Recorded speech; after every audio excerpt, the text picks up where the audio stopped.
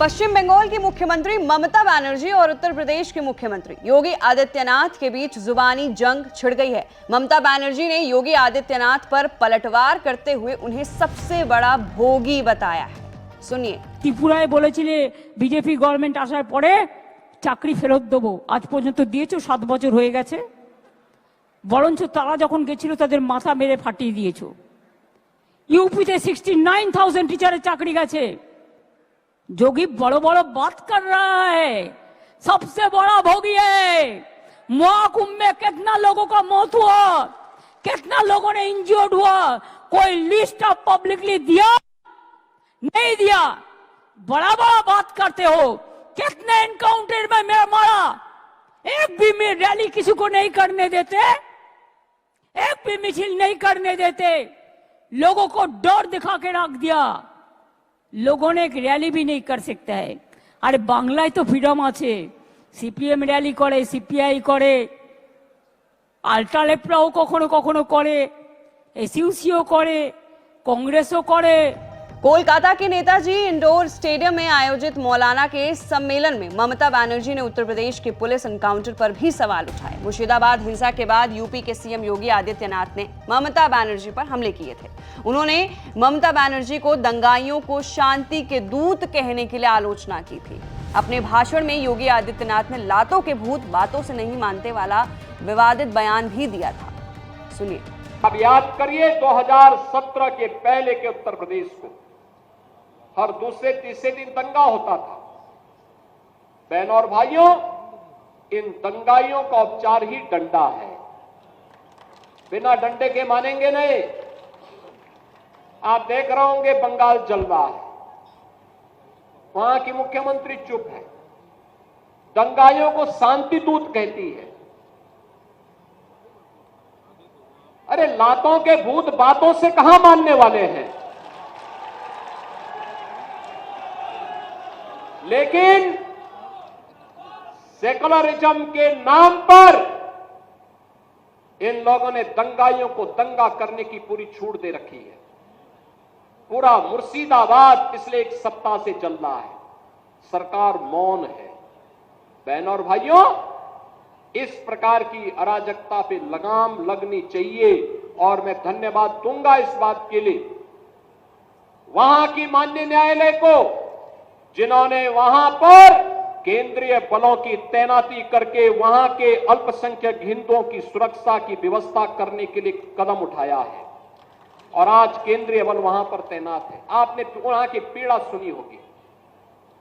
सब लोग मौन है। कांग्रेस मौन है मुर्शिदाबाद के दंगों पर, कांग्रेस मौन है, समाजवादी पार्टी मौन है, टीएमसी मौन है।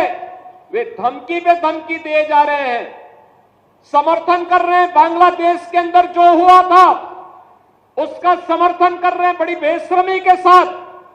अगर उन्हें बांग्लादेश अच्छा लगता है तो उनको बांग्लादेश ही जाना चाहिए। क्यों भारत की धरती पर बोझा बने हुए हो, क्यों भारत की धरती पे बोझा बने हुए हो।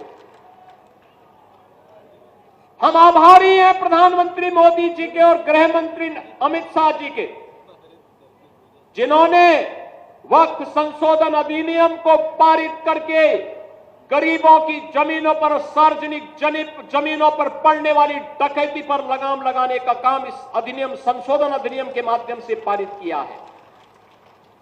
अब ये जमीन जो वापस आएगी, बहनों और भाइयों, इसमें हॉस्पिटल बनेंगे, इनमें गरीबों के लिए मकान बनेंगे, हाई राइज बिल्डिंग बनेगी,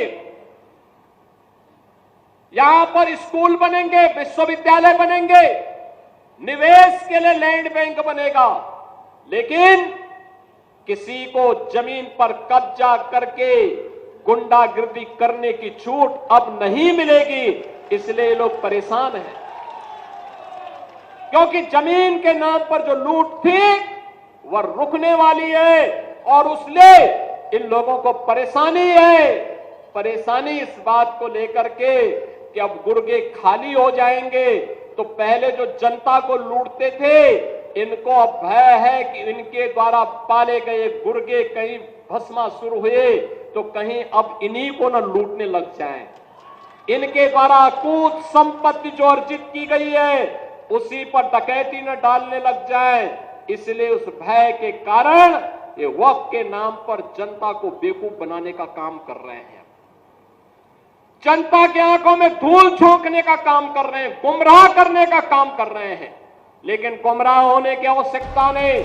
वहीं बुधवार को ममता बनर्जी ने बीजेपी के नेतृत्व वाली केंद्र सरकार को मुर्शिदाबाद दंगे के लिए जिम्मेदार ठहराया। अगर टीएमसी वक्फ हिंसा में शामिल होते तो हमारे नेताओं के घरों पर हमला नहीं होता। योगी आदित्यनाथ को जवाब देते हुए पश्चिम बंगाल के सीएम ने यह भी कहा कि योगी बड़ी बड़ी बातें कर रहे हैं, वो सबसे बड़े भोगी हैं। महाकुंभ में कई लोगों की जान चली गई, उत्तर प्रदेश में लोग एनकाउंटर में मारे जाते हैं, वे लोगों की रैलियां नहीं निकलने देते हैं। बंगाल में लोगों को बहुत आज़ादी है, यहाँ सीपीआई कांग्रेस समेत सभी पार्टियां रैली निकाल सकती हैं, बीजेपी वाले भी रैली करते हैं। वहीं अब पूरा मामला क्या है, सवाल ये भी बहुत बड़ा है। मुर्शिदाबाद में हाल ही में लागू हुए वक्फ अधिनियम को लेकर सांप्रदायिक हिंसा भड़क उठी। इस हिंसा के सिलसिले में अब तक 210 लोगों को गिरफ्तार किया गया है। झड़पें तब हुई जब पुलिस ने आईएसएफ समर्थकों को, पार्टी नेता और गंभीर विधायक नौशाद सिद्दीकी की रैली में भाग लेने वालों को रामलीला मैदान की ओर जाने से रोक दिया था। तो फिलहाल के लिए ये वक्फ संशोधन बिल को लेकर सीएम योगी आदित्यनाथ और सीएम ममता बनर्जी के बीच तीखी नोकझोंक हो गई है। दोनों ने एक दूसरे के बयानों को लेकर पलटवार किया है और ममता के बयान को सुनकर कई बीजेपी नेता भी लाल हो गए। फिलहाल आप दोनों के बयानों को कैसे देखते हैं, नीचे दिए गए कमेंट सेक्शन में अपनी राय जरूर रखिए। मैं थी आपके साथ वंशिका सिंह और आप देख रहे हैं एबीपी लाइव।